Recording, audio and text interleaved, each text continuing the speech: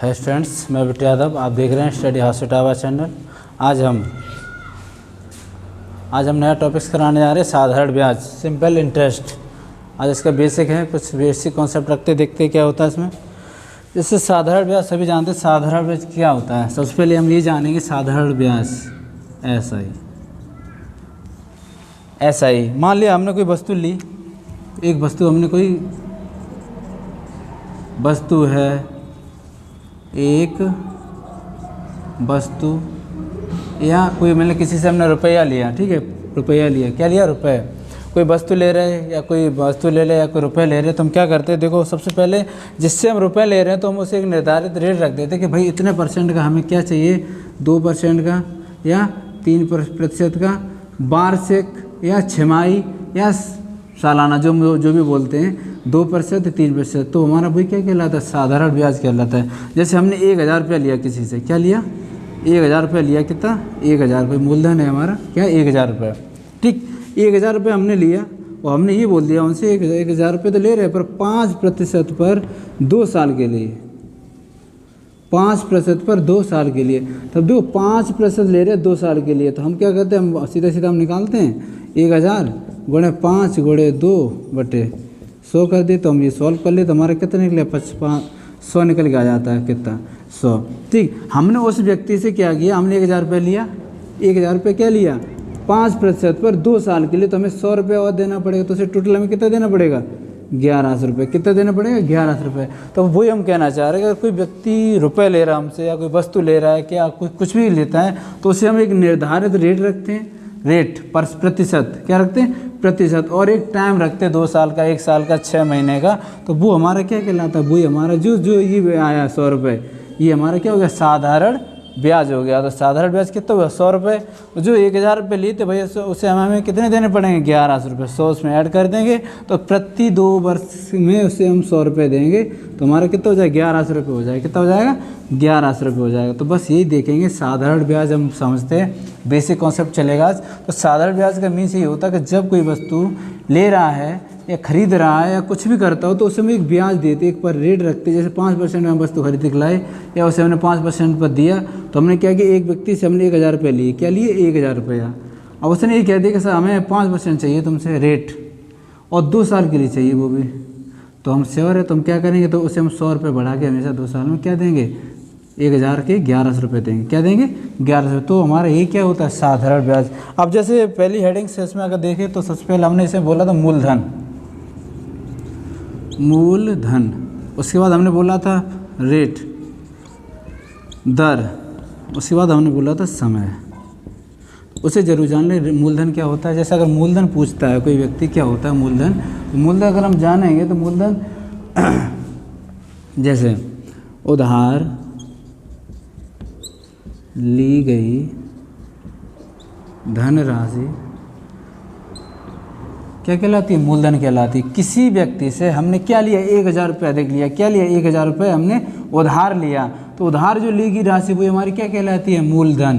क्या कहलाती है, मूलधन, प्रिंसिपल वैल्यू। क्या कहलाती है, क्या कहलाती है, प्रिंसिपल वैल्यू, मूलधन, ठीक। अब रेट की बात आ जाती है, तो रेट में हमेशा ये एक चीज़ हमेशा याद रखें कि जो वस्तु अगर कोई हम रेट निकालेंगे, तो प्रति वर्ष हम किस पे निकालते, 100 रुपये पे निकालते। कितने निकालते, 100। तो हमने देखो, हमने यहाँ 100 का भाग दिया। तो रेट की अगर कोई परिभाषा पूछता है, तो 100 रुपये में जो हमें रेट दिया गया है, 100 रुपये में साल में कितना ब्याज मिला, मतलब जैसे हमने कोई 100 रुपये रखा, 100 रुपये में साल में हमें कितने % रेट मिलता है, तो वो हमारा क्या कहलाता है, रेट। जैसे मान लिया हमने यहाँ पे 100 रुपये था, ठीक है, और यहाँ पे हमने 1 साल बाद 108 हो गया। कितना हो गया, 108 हो गया। समझे ध्यान से, 100 रुपये था, 1 साल बाद 108 हो गया। अब तुम एक कंपैरिजन करो, रेट निकालो, देखो 100 था, 8 हुआ, तो कितना हो गया, 8% हो गया। क्या हो गया, 8% की क्या होगी, रेट हो गई। अब देखो यहाँ पर अब आई बात समय की। समय क्या होता है, समय हमने बताया 3 महीने से शुरू होता है, 3 महीने, 6 महीने, 1 साल, 2 साल, वार्षिक, 10 वर्ष, 20 वर्ष, जो भी हो, तो हमारा वही क्या कहलाता है, समय कहलाता। तो हम ब्याज जो देंगे 1 साल में इतना, 2 साल में इतना, 3 साल में इतना, तो हमारा ये रेट हमने बता दिया, मूलधन हम बता ही दिया। उधार ली गई राशि हमारी क्या कहलाती है, मूलधन। और रेट 100 रुपये पे जितना हमने साल में ब्याज दिया 100 रुपये पर जितना दिया 1%, 2%, 3%, 4। अब देखो हमने कंपैरिजन किया 100, 108 हुआ तो 8% का हमने ब्याज दिया 100 रुपये से। तो हमारा ये क्या हो गई, रेट हो गई। समय हम जानते हैं 1 साल का होता है, 6 महीने का होगा या तिमाही का होता है। ठीक, तो देखो हम क्या समझ गए, मूलधन, ठीक, रेट मतलब प्रिंसिपल, रेट दर और टाइम, ठीक, टाइम समय। तो इतने समझने के बाद इतना तो हमें पता चलेगा कोई वस्तु भाई उधार लेगा, कोई दर देगा, किसी समय पर देगा। तो हमने सीधा सीधा निकाले PRT/100। तो हमारे यहाँ क्या आ जाता है, हमारे ये क्या आ जाता है, पूरा प्रिंसिपल मतलब पूरा हमारा ब्याज आ जाता है। क्या आता है, ब्याज। एक बात ध्यान रखना, जब ब्याज आ जाता है तो ध्यान रखो, जब ब्याज आ रहा है तो भाई इसमें एक शब्द और जुड़ता है साथ में। हमने सुना है मिश्र धन। मिश्र धन क्या होता है, मिश्र धन क्या होता है हमारा, मिश्र धन। तो तुमने देखा होगा मिश्र धन। अब देखो मिश्र धन क्या होता है, हमने ऐसे ही निकाल लिया, मान लिया मेरा कोई 100 निकल के आया, क्या निकला, साधारण ब्याज। तो मैं ऐसे ही मान लिया मेरे कोई 100 निकला। तो मिश्र धन क्या पूछ रहा है, हमेशा मिश्र धन वो कहता है कि मिश्र धन अगर हम निकालेंगे तो जो मेरा मूलधन होगा, मूलधन प्लस SI, तो मिश्र धन अगर हम निकालेंगे तो क्या होता है हमारा मिश्र धन, वो ही बता रहे हम, SI प्लस प्रिंसिपल। ये देखो क्या होता है, जब कोई व्यक्ति खरीदता है, ठीक है, जब व्यक्ति ने खरीदा, वो वस्तु उधार ली, दर दी, समय दी, तो टोटल मान लिया हमारा कोई एक ब्याज बन के आ गया 100 रुपये। कितना आ गया, 100 रुपये। जब 100 रुपये ब्याज बन के आ जाएगा तो एक अंदाज़ा लगा लो, जब हमने अभी निकाला था तो 1000 रुपये हमने उधार लिया था उससे, प्लस उसमें हमने क्या ऐड कर दिया 100, तो हमारा क्या बन गया था, 1100 रुपये बन गया था। तो हमारा वो 1100 रुपये क्या बना था, मिश्र धन ही बना था। वो व्यक्ति किस रूप में पैसा वापस करेगा, मिश्र धन के रूप में व्यक्ति उस व्यक्ति को पैसा 1100 रुपये देगा। किस रूप में, मिश्र धन। ये हमारा होता है अमाउंट। क्या होता है, अमाउंट। टोटल जो अमाउंट, जो टोटल उसे पैसा देना है दर के हिसाब से, उसने 5% की दर दी थी, 2 साल के लिए दिया था, तो 1100 रुपये उसका बना था। तो व्यक्ति जब अमाउंट वापस करेगा तो कितना देगा, 1100। वही अमाउंट हमारा क्या कहलाता है, मिश्र धन कहलाता है। क्या कहलाता है, मिश्र धन कहलाता है। तो मिश्र धन कोई अलग नहीं है, इसी का रूप है। हमने साधारण ब्याज प्लस मूलधन जो हमें दिया गया था, हमने दोनों ऐड किया, 1100 बनेगा, तो 1100 हमारा क्या हो गया, मिश्र धन हो गया। अब बस यहीं पे थोड़ी एक बात और आ जाती है, जैसे अगर हमें तो यही पूछ रहा है कि मिश्र धन हमें दे दिया, मान लिया हमें ऐसा ही दे दिया और हमें ऐसा ही और हमें P दे दिया गया, ठीक है। तो हम क्या करेंगे, सीधा सीधा अपना अमाउंट निकाल लेंगे। तो हम क्या करते हैं, SI प्लस P, ठीक। तो हम तो ये जानते हैं SI हमें कोई दिया गया, P दिया गया, अमाउंट निकाल लिया।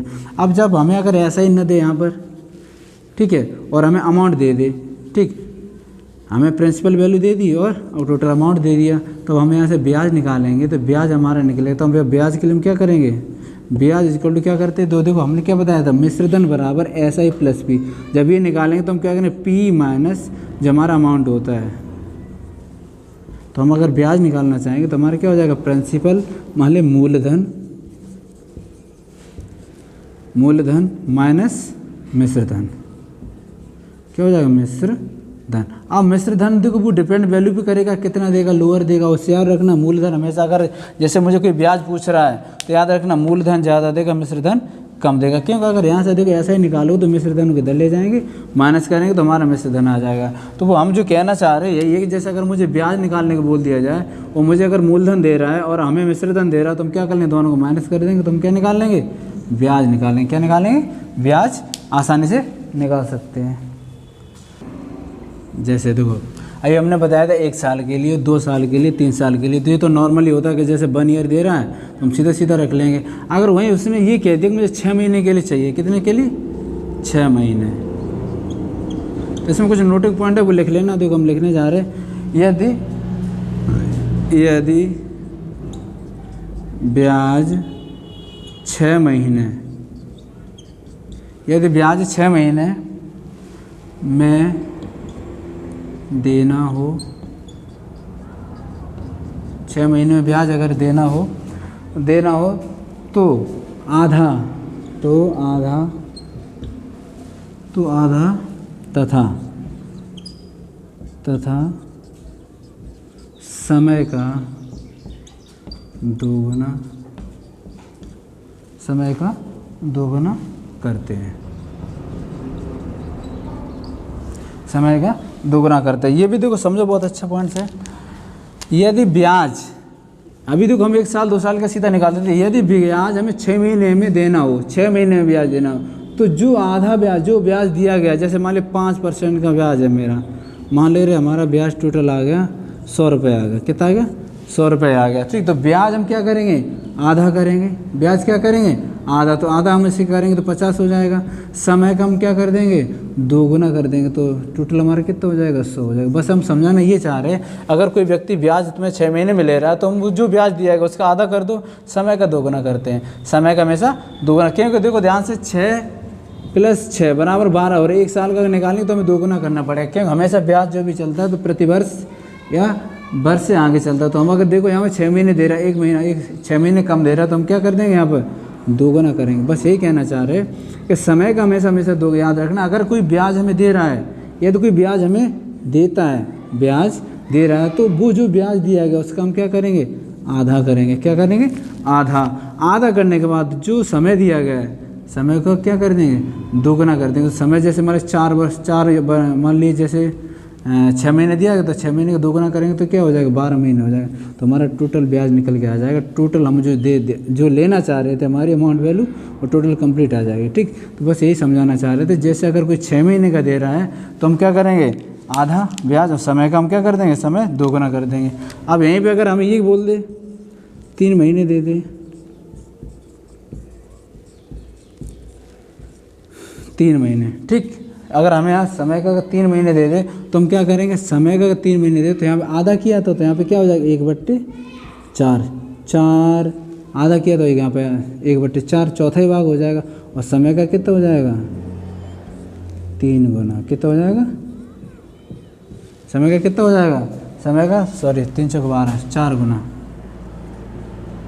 4 गुना। अब देखो अगर हमें कोई ब्याज दे रहा है 3 महीने में, पूछ रहा है हमें ब्याज 3 महीने में देना, तो हम क्या करेंगे, उसका जो ब्याज होगा उसका 1/4 करेंगे, और जो समय दिया जाएगा उसका हम 4 गुना करेंगे। अब देखो समय कैसे 4 गुना करेंगे, जैसे मान लिया 3 महीने दे रहा सेवा, ध्यान लगाओ, अगर मुझे 1 साल में बदलना तो उसमें क्या करेंगे, 4 का गुणा करेंगे, 3 × 4 = 12, तो ये 12 हो गया। तो समय का हम क्या करेंगे, 4 गुना, और जो हमारा ब्याज दिया जाएगा उसे हम क्या करें, 1/4। तो बस यही ध्यान रखना, हमारा जो समय दिया जाता है वो हमेशा मल्टीपल में चलेगा, गुना में चलेगा, और जो हमारा ब्याज दिया जाएगा वो हमेशा डिवीजन, मतलब चौथाई भाग, 2 भाग, 3 भाग, मतलब 4 भाग। तो मैं इस तरीके से हम क्या कर लेंगे आसानी से, अगर मुझे कोई क्वेश्चन में दे रहा है 3 महीने का, 6 महीने का, तो हम इसे आसानी से निकाल लेंगे। तो क्या करेंगे, समय का 4 गुना करेंगे और ब्याज का 1/4 भाग करेंगे। अब देखो इसका पूरा बेस बनाते हैं, ऐसा ही। तो ऐसा ही किस पे निर्भर करता है, सबसे पहले मूलधन, फिर दर, उसके बाद समय। अगर ऐसा ही देखें ध्यान से, हम देखो ध्यान से, मूलधन हमारा क्या हो गया, प्रिंसिपल रेट, और ये समय। तो हमें क्या करना है, अगर हम ऐसे यहाँ से फाइंड करेंगे SI, तो PRT/100। तो हमारा ये फार्मूला बेसिक क्या हो गया, PRT/100 हो गया, PRT/100 हो, किसका हो गया, साधारण ब्याज का फार्मूला अगर हम निकालेंगे तो ऐसे बराबर PRT/100। तो एक रीज़न देखो ध्यान से, अगर हम इस तरीके से फार्मूला ही रखेंगे तो भाई कंपटीशन का पढ़ने का मतलब ही क्या रहेगा। अगर हम फार्मूले रखें तो सादा सीधा निकाल सकते हैं। तो इसमें कुछ हम जनरल बेसिक बता रहे जो एग्जाम में आसानी हो जाए, क्वेश्चन करने में आसान होते हैं। जैसे हम देखते हैं, जैसे हमें कोई अगर कुछ वैल्यू निकालनी है, मान लीजिए जैसे हम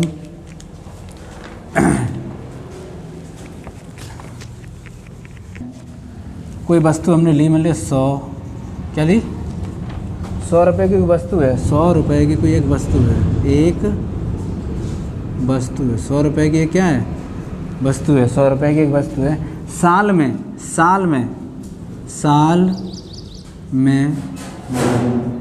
R जोड़ने पर, R रुपये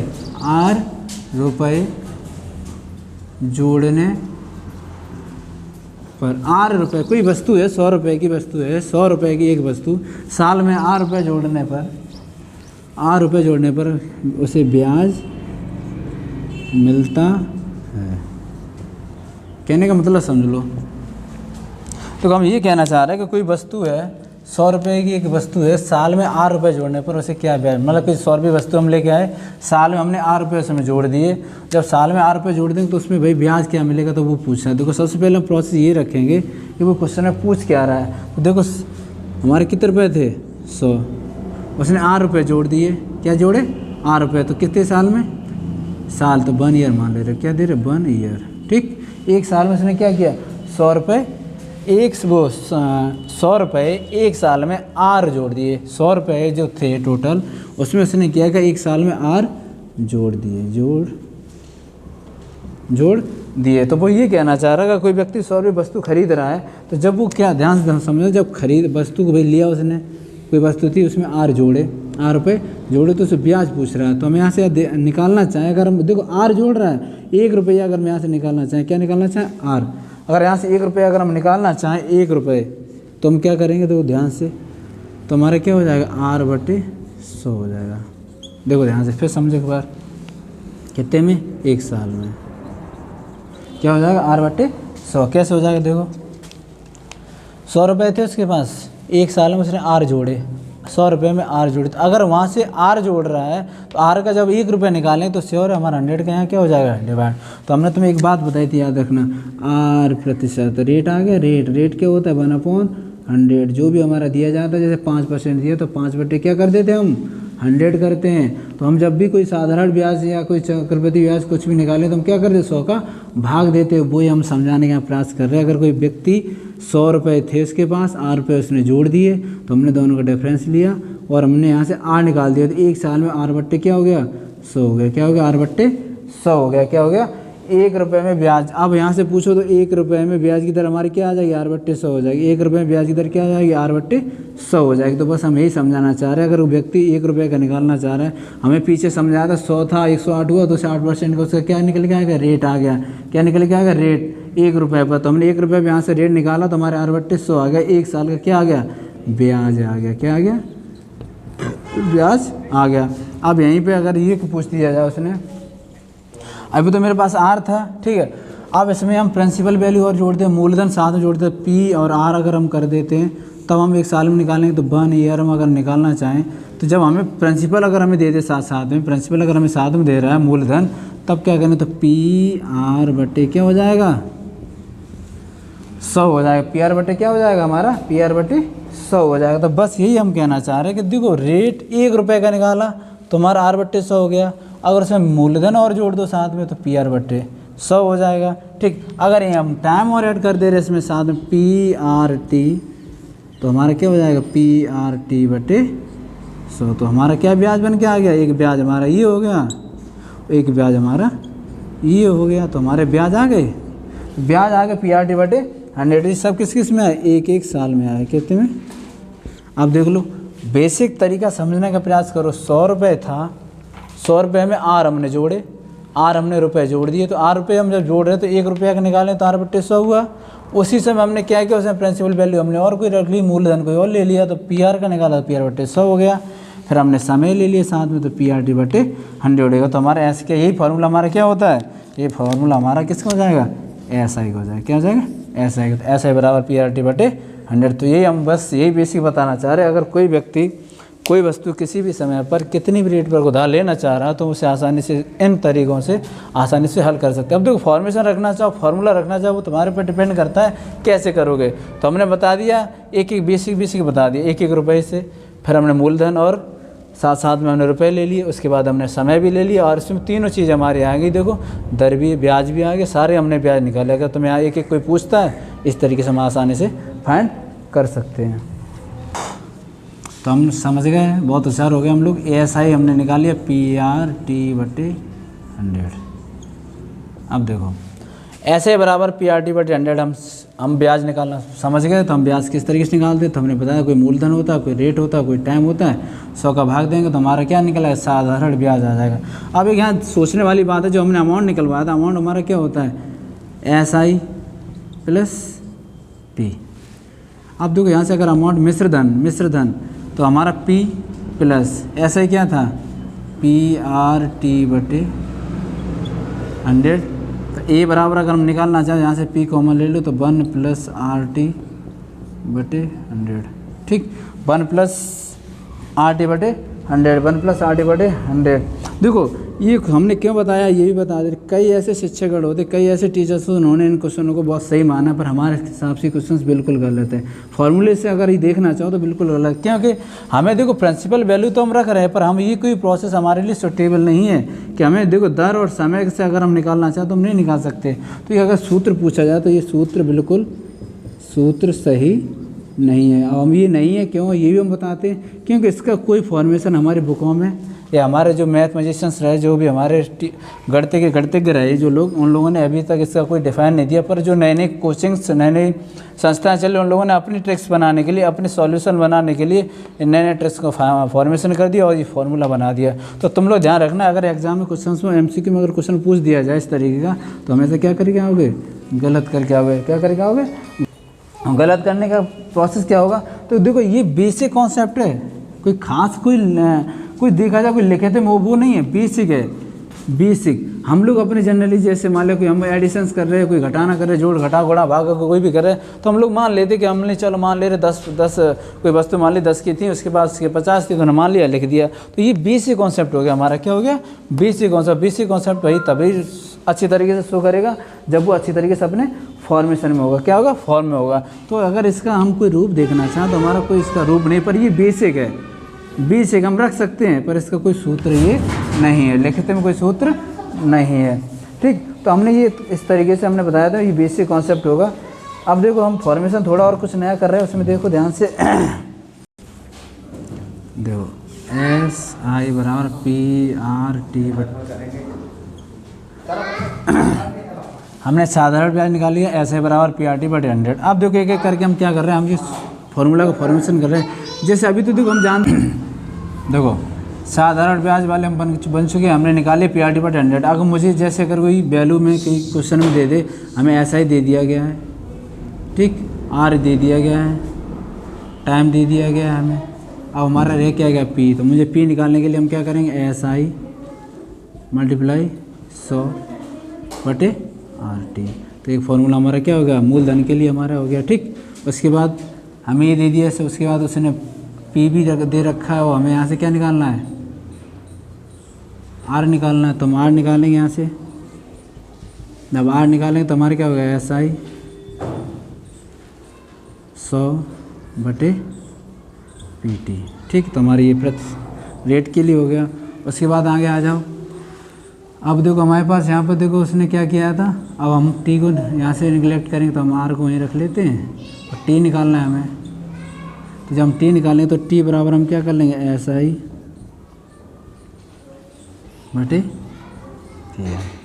तो हमारे क्या ये 3 फॉर्मेशंस बन चुके हैं। अगर मुझे वो मूलधन पूछ रहा हो तो मूलधन जैसे हमें पूछा, उसने वो हमें कोई ब्याज दे दिया और पूछा मूलधन बताओ, तो मूलधन निकालने के लिए हम क्या करेंगे, SI × 100 बटे RT कर देंगे। अगर मुझे उसने रेट पूछ दिया, मुझे रेट बताओ इसकी दर क्या होगी, रेट के लिए क्या करते हैं, SI × PT अपॉन SI × 100 करेंगे अपॉन PT कर देंगे।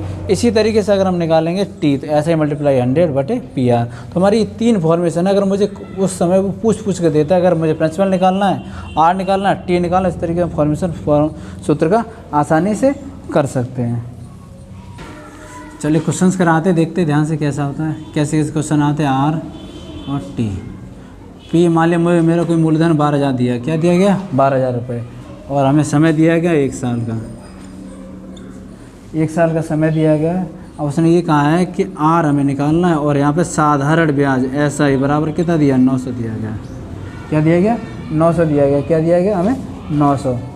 अब देखो ध्यान से, एक तो हम फॉर्मूला अभी मैंने तुम्हें बताया था, R के लिए क्या बताया था, R बराबर SI × 100 बटे P और T। ठीक, तो ऐसे हमारा कितना है, 900 रुपया रख लो, 900 100 बटे P कितना, 12,000, समय कितना, 1 1 2 3 1 2 3। तो हमारा कितना बन जाएगा, 90 बटे 12, काटेंगे तो ये 4 या 12 नहीं, 3 से 3 चौक 12 और 30, तो 30 बटे हमारा कितना हो जाएगा, 4 आ जाएगा। कितना आ जाएगा, 30 बटे 4। तो इसे और सॉल्व करो तो 4 सत्ते 28, 4 पंजे 20, 7.5 की हमारी क्या आ जाएगी, रेट आ जाएगी। वैसे ऐसे एग्जाम क्वेश्चन देखेंगे, हमें कोई मूलधन 12,000 दिया गया, रेट इतना निकालना था, टी हमें इतना दिया गया, ऐसा ही हमें इतना दिया गया 900 ब्याज, जो हमारा ब्याज होता है ऐसा ही क्या, साधारण ब्याज। तो रेट निकालें तो रेट हमारी कितनी निकलेगी, आएगी 7.5% की रेट आएगी।